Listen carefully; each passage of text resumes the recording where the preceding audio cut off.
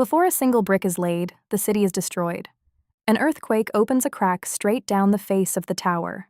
The glass goes first, then the walls. Across the street, floodwater climbs the steps of a hospital, one at a time, until the doors disappear beneath it. Fire leaps from one rooftop to the next. And inside a narrow stairwell, thousands of people press toward a single door that will not open. Then everything freezes. The tower stands whole again. But its frame is heavier now. The road beside it is wider. A new channel runs under the street to carry the water away, and the door that failed has been moved to the far side of the building. And the destruction begins again. By the year 2073, the safest cities on Earth may be the ones that have already been destroyed 1,000,000 times. Not by war, not by nature, but inside the mind of a machine. This is the story of that machine, how it might work, what it could protect us from, and the single quiet danger hidden inside it. To see where this could go, we have to start with where we already are. Today, engineers do not build anything important by guessing. Before a bridge is built, they build a copy of it inside a computer and they push on it. They add the weight of traffic, they add the force of the wind, they shake it, the way an earthquake would, and they watch where it bends and where it breaks. Long before the real bridge exists, the digital one has already failed in 100 different ways, and each failure teaches them how to make the real one stronger. We do this for many things. Flood engineers model how water moves through streets. Fire engineers model how smoke fills a room.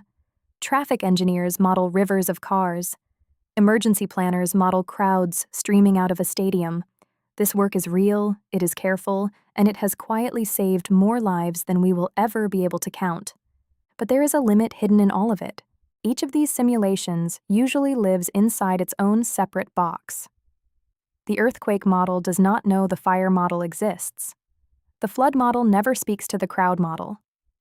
Each one tests a single kind of failure in a simplified world, using assumptions chosen ahead of time.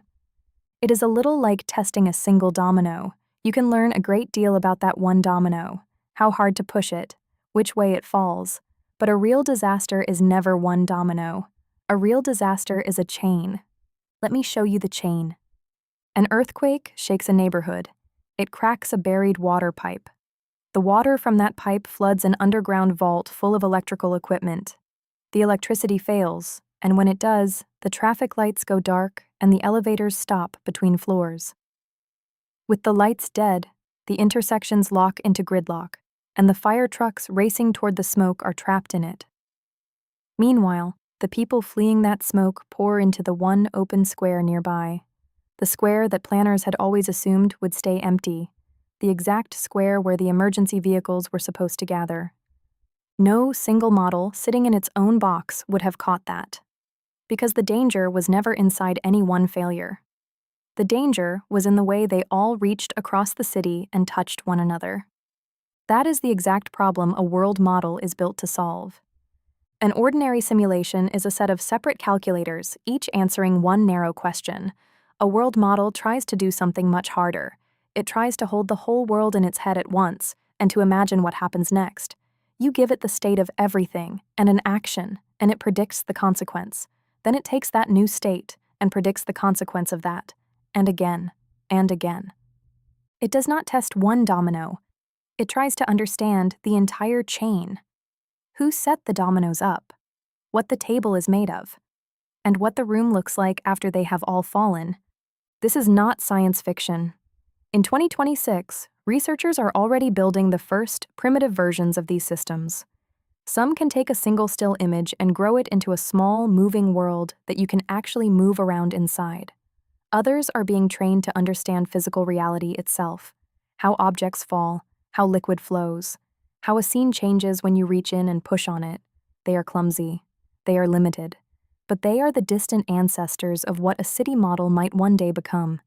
So imagine, by 2073, that several of these systems have grown up and learned to work together as one. A visual model that can paint the city convincingly in bright daylight, in heavy rain, in thick smoke, in total darkness. A world state model that remembers the condition of every building, every pipe, every power line, every vehicle, every ambulance, and keeps all of it consistent as the disaster unfolds. A physics model that estimates how steel bends, how fire spreads, how water climbs, and how a falling wall lands across a road and seals it shut. Human behavior models that stand in for the people. The resident who ignores the alarm. The parent who runs back inside for a child. The driver who takes exactly the wrong turn.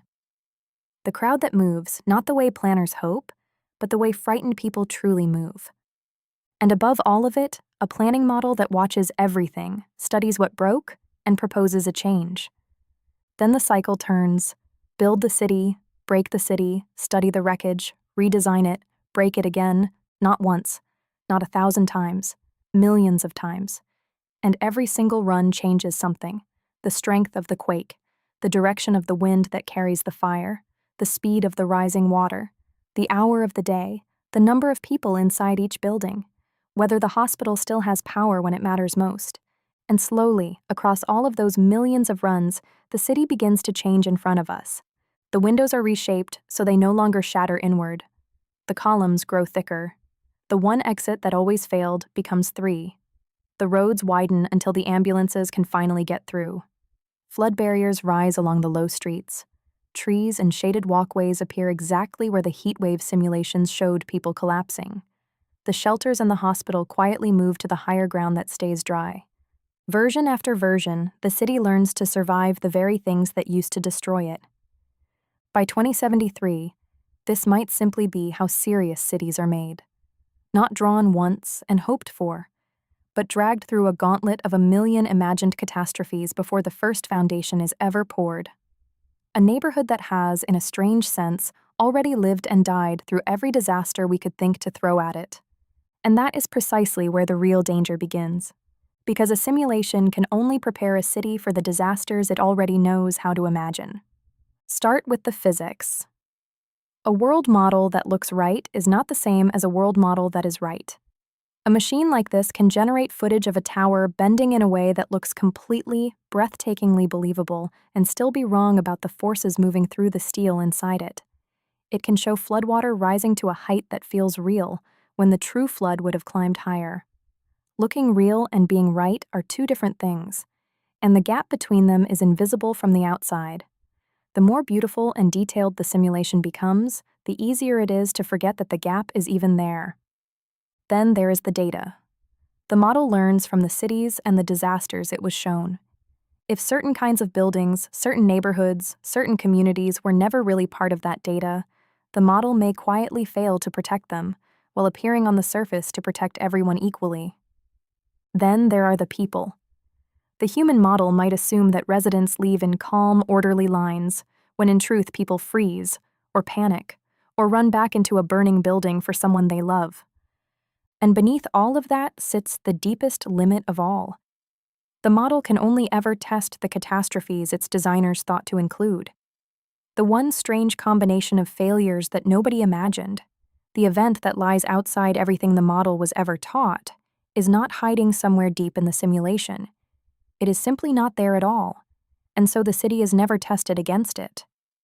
Now watch what that does to us. A city that has survived 1,000,000 virtual disasters looks invincible. And when something looks invincible, people begin to trust it. Governments approve taller towers. Developers pack the neighborhoods tighter. Engineers, reassured by the simulation, begin to shave the safety margins thinner, because the model insists those margins are no longer needed. And there is the trap.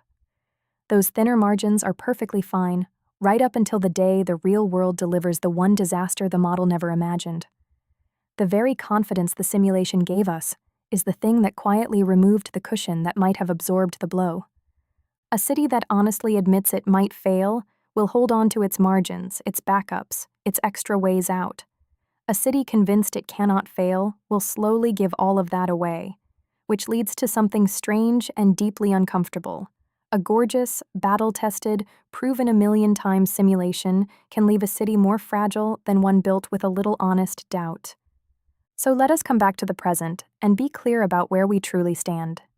Today, in 2026, we are nowhere near the machine in this story. We have powerful simulations, but they mostly live in their own separate boxes. We have digital twins of buildings, of factories, of small pieces of cities, but not of a whole living one. And we have generative models that can produce genuinely stunning video of a building coming apart. But that video is not a structural calculation. It shows the collapse. It does not compute it. Today's AI still struggles to stay consistent over long stretches of time, to obey real physics, to follow cause and effect, to capture how people actually behave under fear. A model today can generate something that looks scientifically convincing while being physically wrong, and telling those two apart is one of the hardest problems in the entire field. So the world model that destroys a city 1,000,000 times to keep it standing is not a promise. It is a possibility. One plausible road leading out of the research quietly happening right now. And if we ever walk far enough down that road to build it, we should carry one thought with us the whole way. The city of 2073 may survive every disaster the machine was able to imagine. Its real test will be the disaster the machine could not. The finished city stands in the sun, strong, quiet, certain, having died 1,000,000 deaths that were never real. And somewhere out beyond the edge of everything it was ever taught, the one disaster it never saw is still waiting.